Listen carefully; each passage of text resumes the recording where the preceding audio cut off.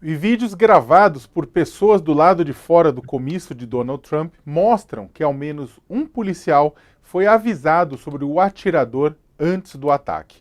O aviso é dado exatos 86 segundos antes do primeiro disparo. Ao comparar o áudio da gravação com o áudio do comício, é possível ver o policial sendo avisado no momento em que Trump cita milhões e milhões no discurso. Um representante da polícia afirmou à CNN e à Associated Press que um policial chegou a içar outro até a borda do telhado.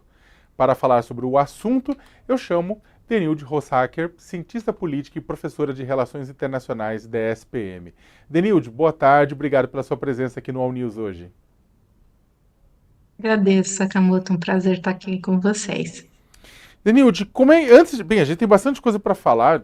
Estamos tendo a convenção republicana nesse exato momento. Tivemos a indicação do J.D. Vance para vice de Trump.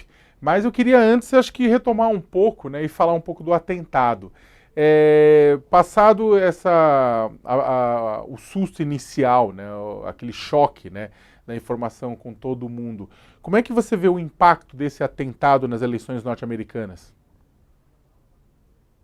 Olha, Sakamoto, a gente tem aí que sempre lembrar que os Estados Unidos, como o Brasil e outros países, vivem uma polarização calcificada, né? Que significa que os grupos estão nos seus polos e qualquer evento, a reação é sempre de negação ou de culpar o outro grupo pela reação. Então, foi o que a gente viu logo, mesmo já na emoção da situação, né, que gera aí um problema muito sério para a democracia e para a sociedade americana. Você tem mais um caso de violência política, né, contra um candidato, e todas as reações possíveis, né, nos grupos mais extremistas, que esse era um temor logo depois do atentado.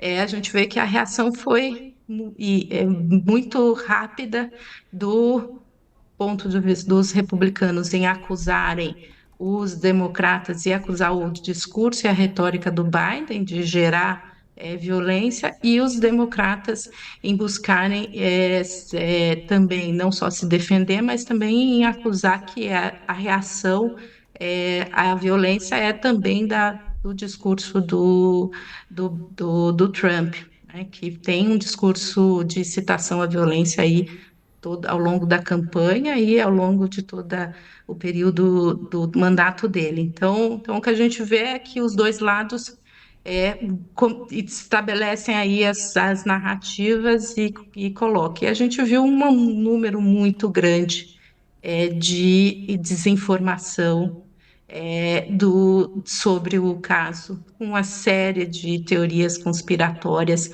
que acabam gerando aí ainda mais um impacto negativo.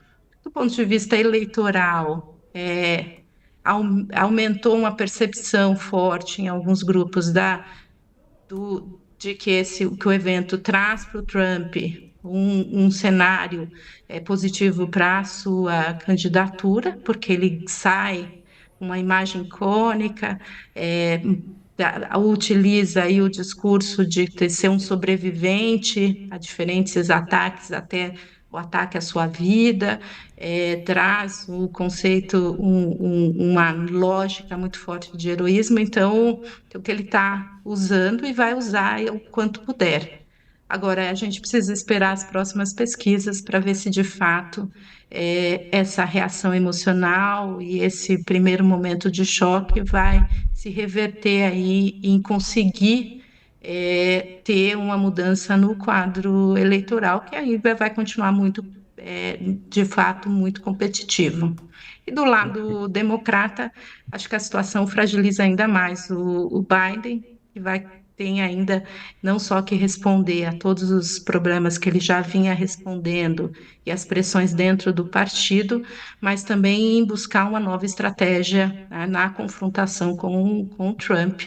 E a gente está vendo desde domingo a tentativa aí da campanha dele equalizar um discurso que seja de contrapor o Trump, mas ao mesmo tempo não parecer que está sendo insensível com a situação e ou até gerando o argumento dando ao Mas, Trump o argumento de que é cada vez mais que a sua Uhum. retórica é que gera violência. mas a senhora acha Professor, que aumentou ou diminuiu a probabilidade de o Biden abandonar a campanha? Tem resistido muito. O que aumentou foi a pressão dentro do partido. Os doadores já vinham fazendo, e as informações que a gente tem é que ele está cada vez mais isolado. O grupo que o defende é um grupo muito próximo, então essa pressão é maior. E agora os democratas têm dois cenários, três cenários possíveis, mas dois que acho que eles devem estar trabalhando essa semana de forma mais detalhada. Um é deixar o Biden assumir que as chances de ganhar está cada vez menor e jogar todas as suas fichas nas disputas nos estados e na Câmara, no Congresso, para conseguir ter uma representação melhor do que as perspectivas que hoje eles têm. De outro lado, e aí a confrontação com o Trump seria o Trump na presidência, os democratas com peso forte no parlamento. E a outra é arriscar e ter um candidato novo, ou uma candidata nova, que possa, pelo menos, se contrapor e se expressar nacionalmente. Então, acho que essas duas hipóteses estão bastante dentro aí do jogo político, e vai depender das pesquisas, vai depender também como a elite do Partido Democrata vai reagir a essa semana e a como a convenção americana. Desculpa, a professor, convenção republicana.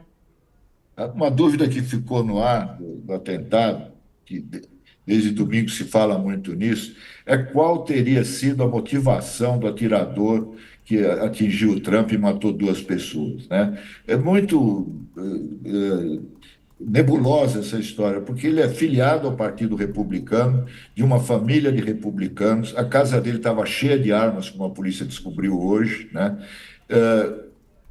Os quatro presidentes anteriores, não, presidentes que foram assassinados nos Estados Unidos, desde o Lincoln, foram assassinados por lobos solitários, né? Que agiram sozinhos e não havia uma explicação política para isso. Dessa vez, a senhora acha o que pode ter acontecido com esse rapaz de 20 anos que o levou a isso?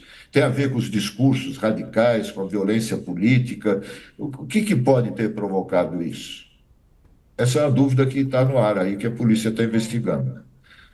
Que é a dúvida que todos nós temos, né? As informações são muito ainda pouco claras do que é o perfil dessa pessoa. E não tem um padrão, né? Como você mesmo colocou, Ricardo, os outros casos de tentativas de assassinato e mesmo as tentativas de atentado que aconteceram, não existe um padrão.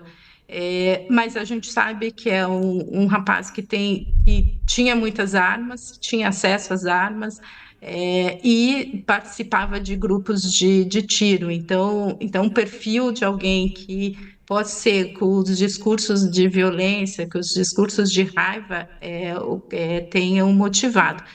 Mas por que o candidato republicano, em que ele era filiado ao partido, que é a grande dúvida, e acho que essa resposta a gente ainda vai ter que esperar as investigações.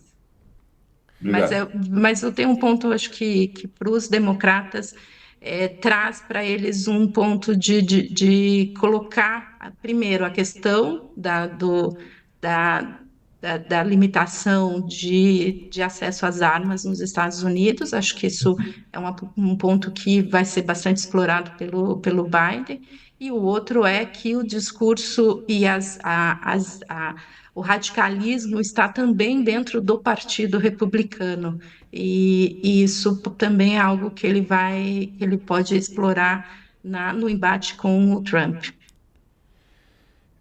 Professora, tem uma notícia que está sendo divulgada pela mídia internacional que o Trump prometeu doar o equivalente a 245 milhões de reais por mês para a O campanha Elon Musk. de... Elon desculpa, Musk. exatamente, que o Musk prometeu doar 245 milhões por mês para a campanha de Trump, né? 245 milhões de reais na conversão, assim, né? E por mês daqui, bem, a eleição termina em novembro, são poucos meses, mas é um bom dinheiro. E o Elon Musk tem sido, né, o dono do X, o dono da Tesla, né, da SpaceX, tem sido um dos principais e mais fervorosos apoiadores de Trump nos últimos tempos, né? Quais interesses econômicos estão por trás disso, ou interesses ideológicos, ou qual que é a razão que a senhora vislumbra por esse apoio? O interesse ideológico é muito forte, né? O Musk é um partidário aí do trumpismo, vem defendendo Trump antes é, de todos esses processos, em todas essas situações. Então, tem um alinhamento ideológico, mas há um interesse muito forte econômico, tá? De uma desregulamentação por parte da questão de tecnologia, acesso a projetos. A gente tem que lembrar que ele é dono de uma empresa de uma companhia que tem interesses militares, né? Tem aí espaciais, tem projetos que envolvem diferentes áreas, então tem interesse nessas áreas também. Então, o ganho econômico e a proposta do Trump de ser cada vez mais desregulamentar a economia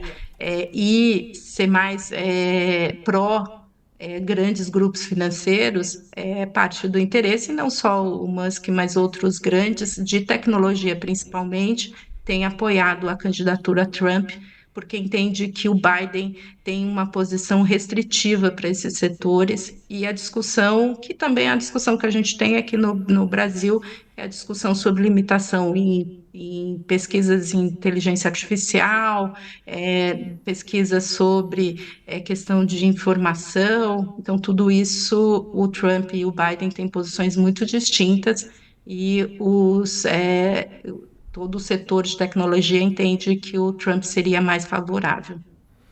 Eu Existe também queria. alguma... O Trump mudou um pouco o discurso dele, amainou um pouco depois da bala, como ele disse que ia fazer, né? Quando disse que ia rasgar o discurso.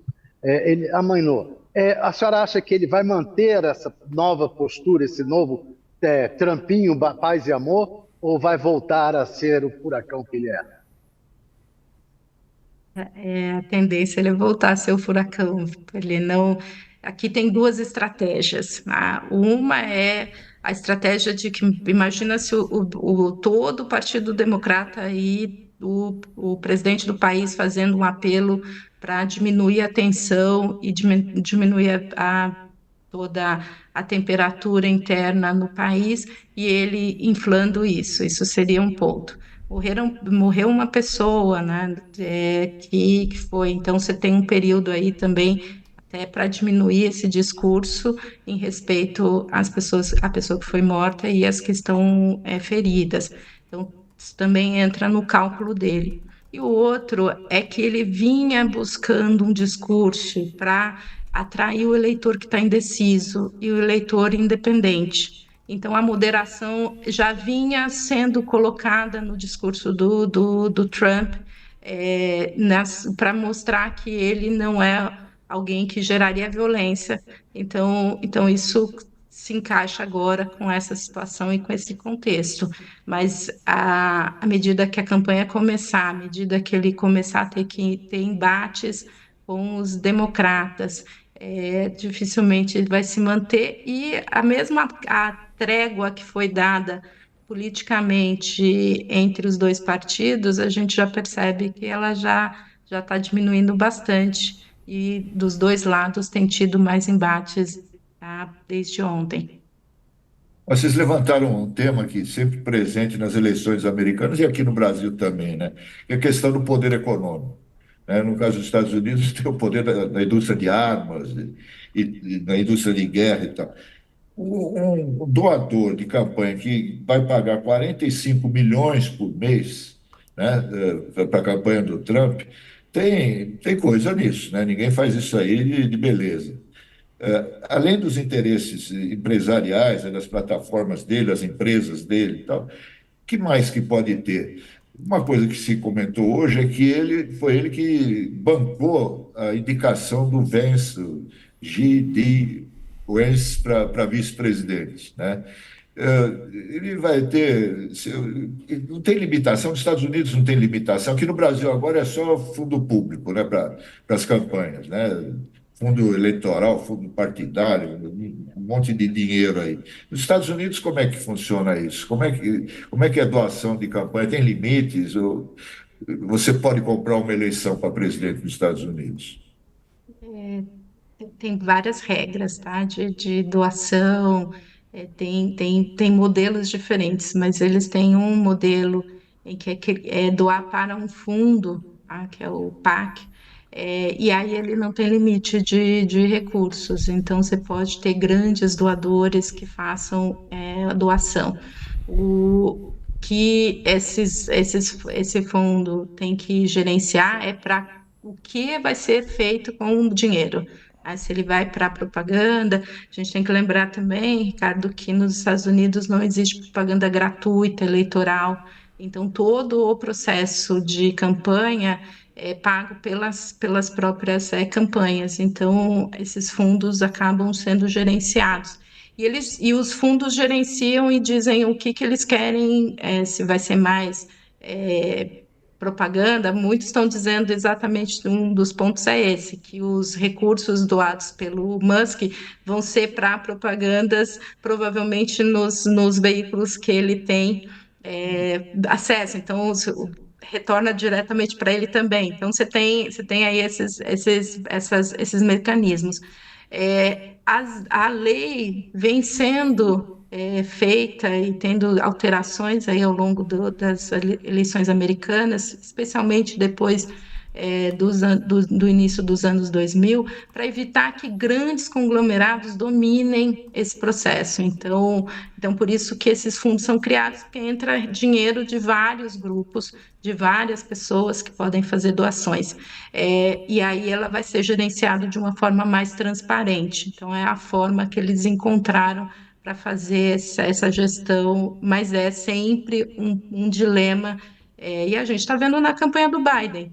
Quem está mais pressionando e quem tem feito mais posições públicas de que ele deve desistir vem dos doadores, e especialmente dos grandes doadores, né? E aí pode ser o ator de Hollywood, como pode ser um grande empresário de um setor importante como de tecnologia. Mas esse é sempre um dilema para a eleição americana eu diria para você que não só nos Estados Unidos, mas no mundo, alguns países conseguiram gerenciar melhor esse processo do que os americanos.